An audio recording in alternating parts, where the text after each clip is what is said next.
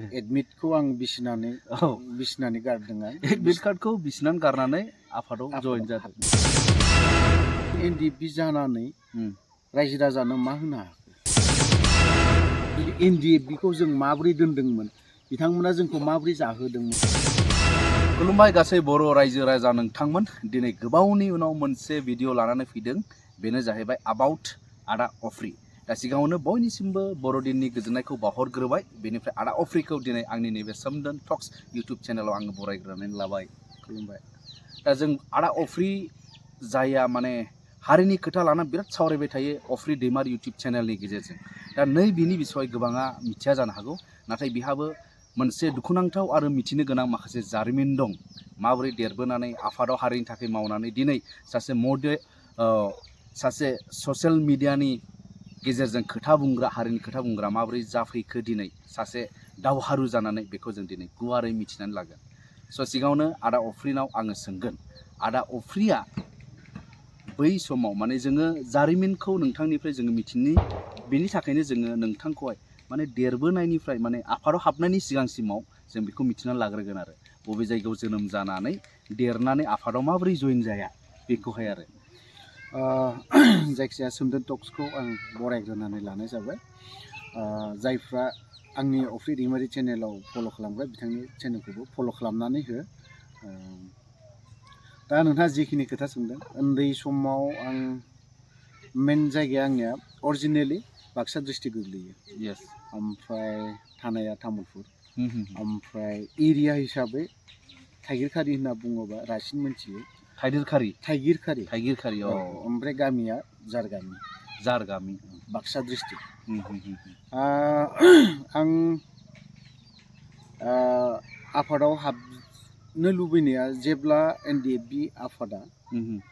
95-96 बे समाव साइकेलजों बेरायोमोन 95 आरो 96 बे समाव जेब्ला 7-6 जन 10 जन बेफोरबायदिजों बेरायो आंनाव मोनसे इन्टारेस्ट दङमोन सिलाइनि खेथ्रआवहाय सिलाइखौ बिराद दांनो बा गावनो बिराद माबा मोनसे इन्टारेस्टमोन आरोखि गोसोमोन आरोखि बे समनिफ्रायनो सिलाइनि प्रति बिराद माने गावनो लुबैनाय बा दांनो लुबैनाय बेफोरबायदि मोनसे इन्टारेस्ट दङमोन हारिनि प्रति साननाय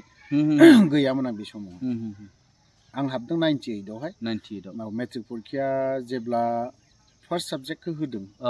बेखौल' लिरदों सेकेन्ड साबजेक्टखौ आं लिरनाय जायाखै एडमिटखौ आं बिसिनानै गारदों आं एडमिट कार्डखौ बिसिनानै गारनानै आफादाव जइन जादों खारन आंनिया मोनसे धान्दाया बेनोमोन आर्मसखौ AK-47 माबायदि दांनो मोनगोन आं धान्दाया बेबो मेट्रिक पास जायोब्लासो आङो बिराद लं प्रसेस डिपार्टमेन्टआव आर्मि बा पुलिस बा माबा मोनसे डिपार्टमेन्टआव साख्रि लानोबा मावनोबा आंहा खारनायबो एसेब्लाबो हेबिट दंखायोमोन मेट्रिक पास जागौमानि आंहा बोसोरसे ओरैनो थांबाय ओमफ्राय सर्टकाटै एनडिएफबि आफादाव जुदि हाबहैयोब्ला आं थाबनो दांनो मोनसिनगोन बे समाव आफादावबो मोनसे लागासिनो दङ 98आवहाय 13 बेटसआ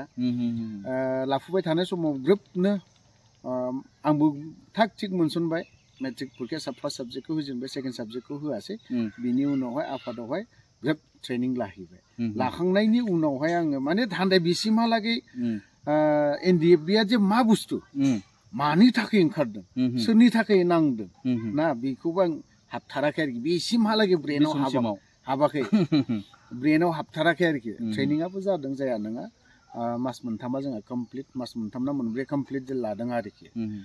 हाग्रा सिफायहैनाय बा गुबुन बेफोरबायदिनो ट्रेनिंखौ जों फोजोबखांनायनि उनावहाय जों माबा धुबुरी डिस्ट्रिक्ट बे समावहाय 98आव खुनु माबा गैयामोन डिस्ट्रिक्टआ धुबुरी डिस्ट्रिक्ट बा चिराङा बङाइगावमोन बङाइगाव डिस्ट्रिक्टमोन क'क्राझारैनो दङ ओमफ्राय नलबारि तामुलपुर माबा नलबारि डिस्ट्रिक्टमोन आरोखि बाक्साया ओमफ्राय बरपेटा डिस्ट्रिक्टमोन आरोखि बेफोरबायदि बे समाव आं 98आव धुबुरी डिस्ट्रिक्टआवहाय बावहाय ट्रान्सफार जादों आरोखि आफादाव थायै उनावहाय नोंथाङा जेन'बा जेब्ला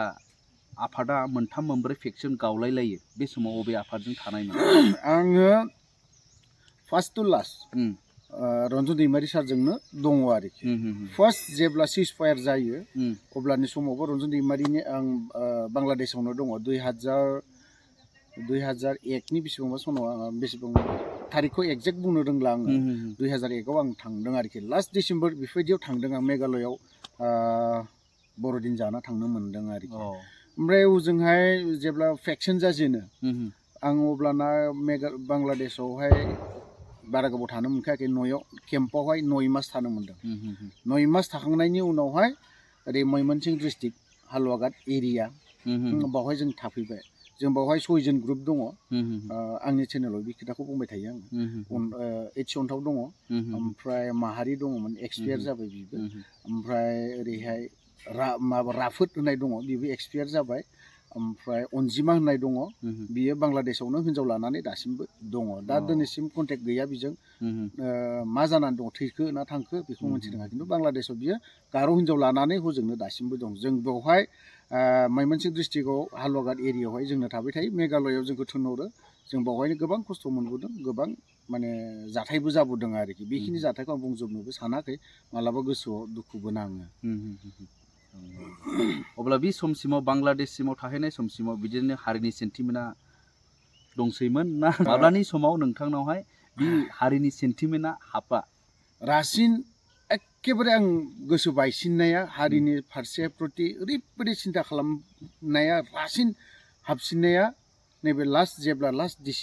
डिसबेन्ड जायो अब्लानिफ्राय आंनाव 100% ओरैबायदि सानफ्लाङो जों एनडिएफबि जानानै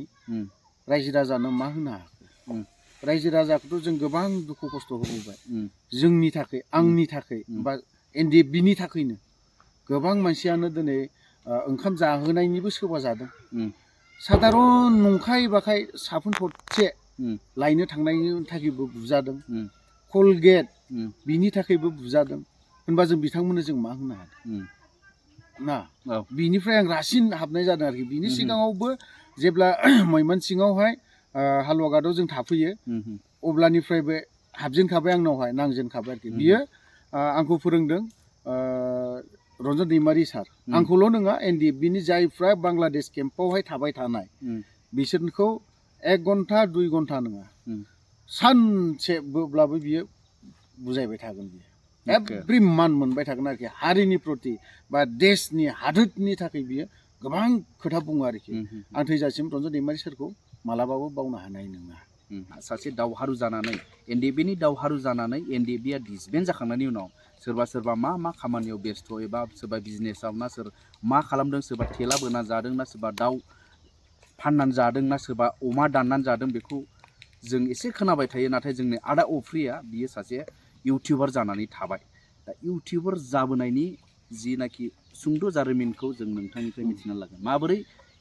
इउटिउबार एबा ससियेल मिडियायाव ओंखारनाय सुबुं जाखो बेखौ मेइनाव सर्टआव बुङोब्ला आं बे ससियेल मिडियायाव ओंखारनायनि जाहोना प्रमद बर' आंखौ फोरोंदों मानो फोरोंदों नैबे बिटिआर रेकर्ड आंखौ फोरोंदों ओंखारनो गोनां जाहोना बेनो आरो गोलावै आं मेइन टारगेट थांखिया बेनोमोन जिहेतु आङो आफादाव 22 बोसोर नांदों 22 बोसोर आफादाव आं रानिं मावदों आं सोरबा सोरजोंबा भेक्सिन जानाय आलादा भेक्सिन जानाय आं बिसोरजों रावजोंबो थाङाखै आरो रन्जन दैमारि सारा जोंनो माबा मोनसे होगोन आंहा दासिमबो फोथायनाय दङ आरो माबा मोनसे खालामनानै होगोन आं बेखौबो फोथायनाय दङ सानसे समाव रन्जन दैमारिया ओंखारगोन गगोन आंहा बेयो मोनसे 100% फोथायनाय दङ आरो आं रन्जन दैमारि सारजोंनो थागोन आरो ससियेल मिडियायाव ओंखारहैनायनि जाहोनाबो आं 22 बोसोर आफादाव मावनाय बेखौ दिनै आं रायजो राजानो फोरमायाबा जानाय नङा आरो आं एनडिएफबिनि जेसेबां सोद्रोमाफोर दं बिथांमोना ससियेल मिडिया होन बा गुबुन नोंथांमोना गावनि नांनाय दुखु खस्थ' मोनबोनाय बेफोरखौ रायजो राजानो फोरमाय आरो रायजो राजानि दुखु खस्थ' मोननाय बेफोरखौ बुहुमाव फोसावनो नाजा बेखौसो आं बुंगोन आरो ससियेल मिडियायाव ओंखारनायनि जाहोनाबो बेफोरनो जिहेतु एनडिएफबि आफादावहाय जों गोबां बोसोर मावबोबाय हिसाबै आंनि मावबोनायखौ केम्पआव दुखु खस्थ' मोनबोनाय जाखिनि हाबोनाय जाखिनि मावबोनानै मोननाय बेखौ फोरमायनो थाखायनो आं बे इउटिउबाव ओंखारनाय जाहोन आरोखि आरो ओरैहाय दाथ' जोंनाव गोबां माने कयेकथा बुस्थुखौ निउस मिडियाफ्रा हाहैजोबा जों खना खनला हाबोब्ला जों बै सुबुं बे रायजोनि न'खराव जुदि हाबहैयोब्ला बिथांमोना जुदि एनडिएफबिखौ जों माबोरै दोनदोंमोन बिथांमोना जोंखौ माबोरै जाहोदोंमोन बेफोरनि खोथाखौनो बुंनो थाखाय बा बिसोरनिफ्रायनो माखासे कमेन्टखौ लानो थाखायनो आं बे ससियेल मिडियाखौ ओंखारनाय जाहोना बेफोरनो आरोखि नङाबा ओरैनो आंहा जेबो आं बेबायदि कन्ट्रेक्टर जानाय बा माबा मोनसे जानाय आंहा बहाय इन्टारेस्टेड गैया आंहा मानो गैया रायजो राजानो आं दिनै जेबो होनो हायाखै माने खार'ना बेनो जों रायजो राजानो NDFBआ जेबो होनो हायाखै ओंखायनो आङो जेबो इन्टारेस्ट गैया बेफोरबायदियाव ना थाखा फैसा आं दाबो बुङो आंनि थाखाय देरसिन बर' जाथि बर' हारि आंनि हिन्जावानो देरसिन ना आंनि बिमा बिफाया ना आंनि गथ'आ आं दासिमबो बेखौ साननानै लायो आरोखि अब्ला दिनैनि सुंद' बे भिडिअखौ बेखिनियावनो फोजोबनो सानबाय नोंथांमोना मा सानदों आदा अफ्रिनि बुंथिनाय आरो बिनि माखासे जारिमिननि सायाव नोंथांमोनहा माबा मोनसे बुंनांगौ दङब्ला एबा मिथिबावनांगौ दङब्ला नोंथांमोना कमेन्ट खालामनो हागोन जोङो रिप्लाइखौ होनो नाजागोन स' बेखिनियाव आदा अफ्रिखौ जोबोद गोजोननाय थाबाय हामबायसै